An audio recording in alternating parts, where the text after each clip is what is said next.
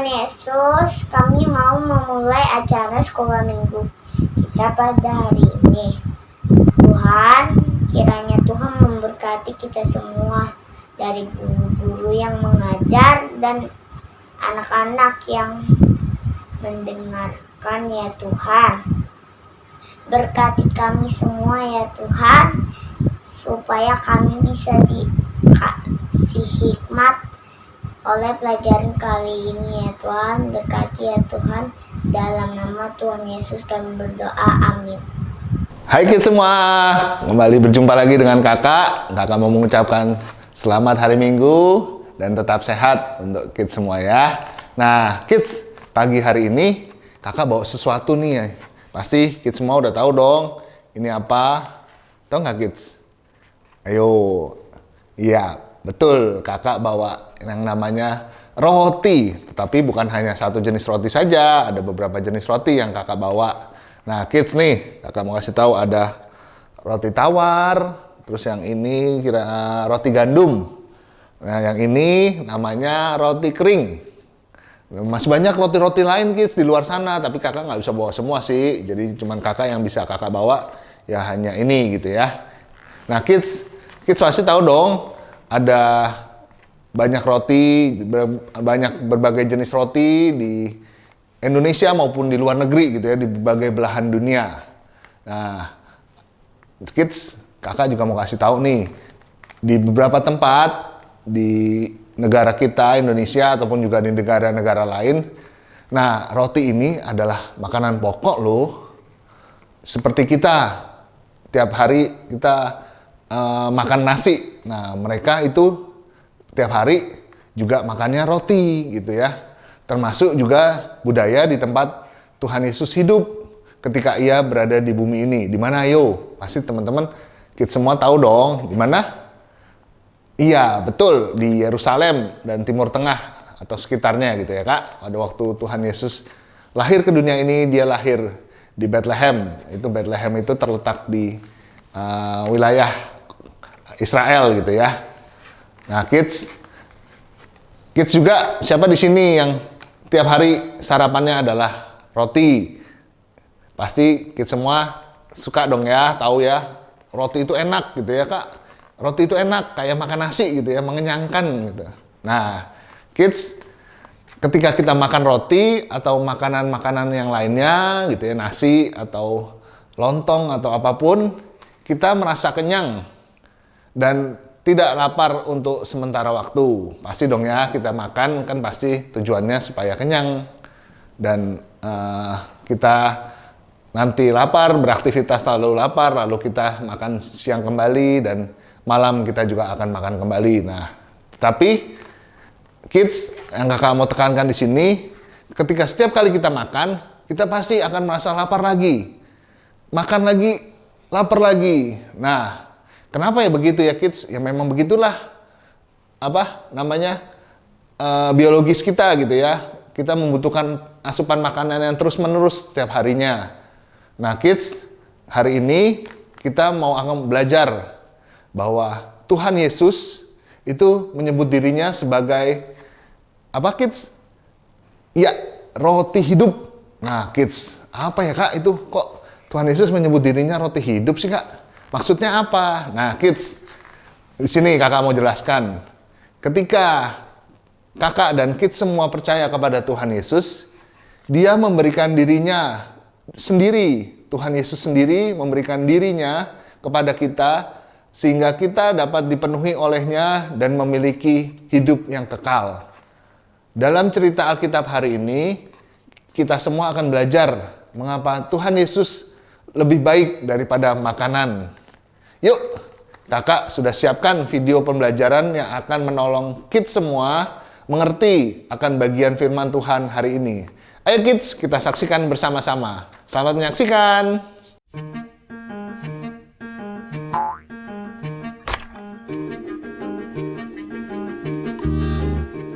Yesus sedang melakukan perjalanan bersama murid-muridnya di daerah di mana orang-orang bukan Yahudi tinggal. Dia menyembuhkan orang dan mengajar mereka tentang Allah. Yesus melihat kerumunan orang banyak dan berbelas kasihan kepada mereka. Mereka telah bersama Yesus selama 3 hari dan beberapa di antaranya datang dari jauh untuk bertemu dengannya. Mereka tidak punya apa-apa untuk dimakan.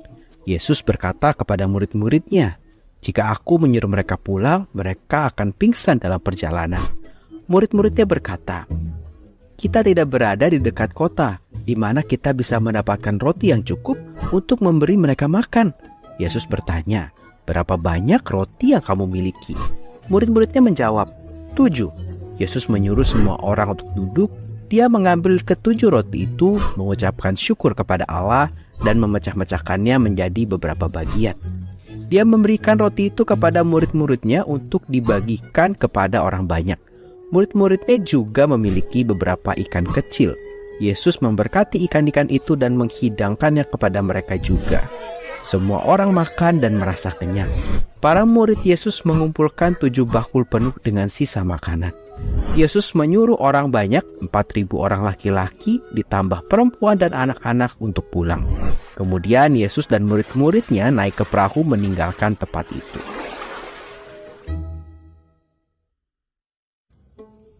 Dengan memberi makan orang banyak, Yesus memenuhi kebutuhan fisik orang banyak. Kemudian Yesus menyebut dirinya sebagai roti hidup. Hanya Yesus yang dapat memuaskan jiwa kita selamanya dengan memberikan pengampunan, perdamaian dengan Allah, dan hidup yang kekal. Nah, kids, kita sudah sama-sama menyaksikan video tadi, di mana video itu terdapat di 2 kitab Injil Kids. Ada 2 kitab Injil yang sama-sama menceritakan Tuhan Yesus memberi makan banyak orang, yaitu di Matius 15 ayat 32 sampai 39 dan kitab Markus pasalnya yang ke-8 ayat yang pertama sampai yang ke-10. Nah, dalam kisah itu diceritakan bagaimana ketika Tuhan Yesus berkeliling untuk mengajar dan menyembuhkan banyak orang, lalu mereka berkumpul di sekitar Tuhan Yesus. Orang banyak itu berkumpul di sekitar Tuhan Yesus untuk mendengarkan pengajaran Tuhan Yesus yang menurut mereka adalah pengajaran yang baru, yang luar biasa, yang penuh kuasa gitu ya. Sehingga orang-orang banyak itu takjub, kids. Nah, banyak orang juga yang pergi jauh dari rumah dan mengikut Yesus selama berhari-hari. Wah, bayangkan kids, banyak orang yang datang dari jauh tempat gitu ya untuk mengikut Tuhan Yesus, mendengarkan pengajarannya selama bukan hanya 5 menit, 1 jam, 2 jam, bukan kids, tapi berhari-hari dia mengikut Tuhan Yesus. Nah, apa yang Tuhan Yesus katakan ketika dia melihat orang-orang lapar dan tidak punya makanan? Ya, kids, Tuhan Yesus dalam hal ini peduli dengan kebutuhan fisik mereka akan makanan dan ingin juga memberi mereka makan. Nah, kids, kisah ini menunjukkan kepada kita bahwa Allah peduli dengan kita dan kebutuhan kita sama seperti Allah peduli dengan orang-orang yang ada di kerumunan itu. Ketika Tuhan Yesus memberi makan lebih dari 4.000 orang hanya dengan 7 roti dan beberapa ikan kecil. Tuhan Yesus tidak sedang melakukan trik sulap. Wah, saya bim salah bim bisa memberi makan gitu ya. Bukan, kids. Tuhan Yesus tidak sedang melakukan trik sulap atau menyembunyikan makanan di suatu tempat yang tidak terlihat. Dengan melakukan mujizat memberi makan ribuan orang ini hanya dengan 7 roti dan beberapa ikan, Tuhan Yesus membuktikan bahwa Dia adalah Tuhan sendiri yang datang ke dalam dunia itu, dan Dia juga mampu untuk melakukan sesuatu, melakukan mujizat yang hanya bisa dilakukan oleh Tuhan. Nah, Tuhan Yesus juga melihat kita dan peduli dengan kebutuhan kita, termasuk kakak dan kids semua. Karena itulah Tuhan Yesus datang ke dunia juga untuk memenuhi kebutuhan terbesar kita, yakni pengampunan dosa. Kakak berdosa, kids berdosa, orang tua kita berdosa, kakek nenek kita berdosa gitu ya. Nanti juga kalau keturunan setelah kids semua juga akan berdosa. Semua manusia di dunia ini berdosa, kids. Seperti Alkitab juga sudah mengatakannya. Dan karena itu hanya Tuhan Yesus yang mampu memenuhi kebutuhan kita dalam hal ini, pengampunan dosa. Nah, melalui kematian Tuhan Yesus di kayu salib, dan kebangkitannya setelah 3 hari di kayu salib, dia dikubur, dan pada hari yang ketiga Tuhan Yesus bangkit, kita dapat mengalami kedamaian sejati dengan Tuhan dan memiliki hidup yang kekal bersamanya. Karena Tuhan Yesus, kita memiliki segala sesuatu yang kita butuhkan untuk dapat diselamatkan dan diterima oleh Allah. Nah, kids semua, apakah orang-orang yang ada di kerumunan itu pada akhirnya akan merasa lapar lagi setelah mereka makan roti yang diberikan oleh Tuhan Yesus melalui mujizatnya memberi makan ribuan orang itu? Lalu setelah mereka makan itu, apakah mereka terus merasa kenyang dan mereka tidak perlu makanan lagi, atau mereka akan mencari makan lagi setelah itu? Mungkin keesokan harinya, wah tetap kenyang nih karena roti yang sudah diberikan Tuhan Yesus, saya tetap kenyang. Atau besoknya, aduh kok saya lapar lagi ya, saya butuh makan lagi nih. Nah, yang mana kids? Pasti kids semua tahu dong, iya, mereka juga adalah orang-orang biasa yang membutuhkan makan setiap hari. Nah, kids, jadi ketika orang-orang itu sudah menerima roti dan ikan yang Tuhan Yesus berikan, mereka akan merasa lapar lagi. Mengapa? Ya, karena kita semua akan merasa lapar, dan karena kita akan perlu terus makan untuk membantu hidup kita, untuk kita beraktivitas dengan baik gitu ya. Kita perlu makan, kids. Tetapi Tuhan Yesus adalah roti hidup, dan ketika kita percaya kepadanya, Tuhan Yesus sendiri akan memenuhi kita dengan dirinya, dan kita akan hidup selama-lamanya. Nah, hebat ya kids ya, Tuhan Yesus memberi dirinya sendiri untuk kita, supaya kita bisa menerima kehidupan yang kekal bersama Dia nanti.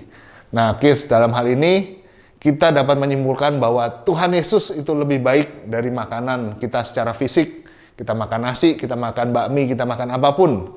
Karena apa? Karena Tuhan Yesus mengampuni dosa kita dan memberi kita hidup yang kekal. Nah kids, setiap orang dalam kerumunan itu makan dan merasa puas. Ini berarti setiap orang memiliki cukup makan untuk menghilangkan rasa lapar mereka untuk sementara waktu. Nah, demikian juga dengan kita, seluruh diri kita memiliki rasa lapar seperti halnya perut kita. Kids, semua kakak mau ingatkan bahwa hidup kita hanya dapat dipuaskan ketika kita dipenuhi oleh Tuhan Yesus. Ketika kita bertobat dari dosa dan percaya kepada Tuhan Yesus sendiri akan memenuhi hidup kita dengan dirinya melalui roh. Roh apa tuh, Kak? Roh Kudus gitu ya, yang tinggal diam di dalam hati kita.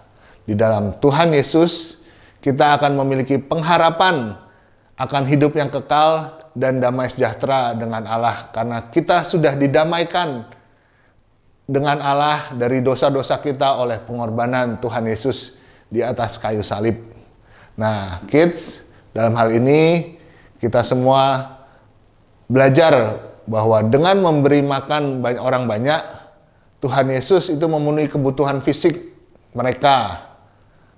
Kemudian setelah itu Tuhan Yesus menyebut dirinya sebagai roti hidup, itu di dalam Yohanes pasalnya yang ke-6 ayat yang ke-35. Hanya Tuhan Yesus yang dapat memuaskan jiwa kita selamanya dengan memberikan pengampunan akan dosa-dosa kita. Lalu kita pun kemudian diperdamaikan dengan Allah, dan selanjutnya kita juga menerima hidup yang kekal untuk terus bersama Dia di surga nanti. Nah, kids semua, sekarang Tuhan Yesus memberikan penawaran. Maukah kita, kakak dan kids semua, menerima roti hidup itu sendiri, yaitu Tuhan Yesus? Tentu kita memerlukan Tuhan Yesus untuk pengampunan dosa kita, agar kita dapat diterima Allah, dan pada akhirnya kita juga akan menerima karunia hidup yang kekal itu selamanya bersama Dia, bersama Tuhan di surga nanti, untuk terus memuji nama Tuhan dan memuliakan Dia. Oke kids, amin. Mari kita berdoa.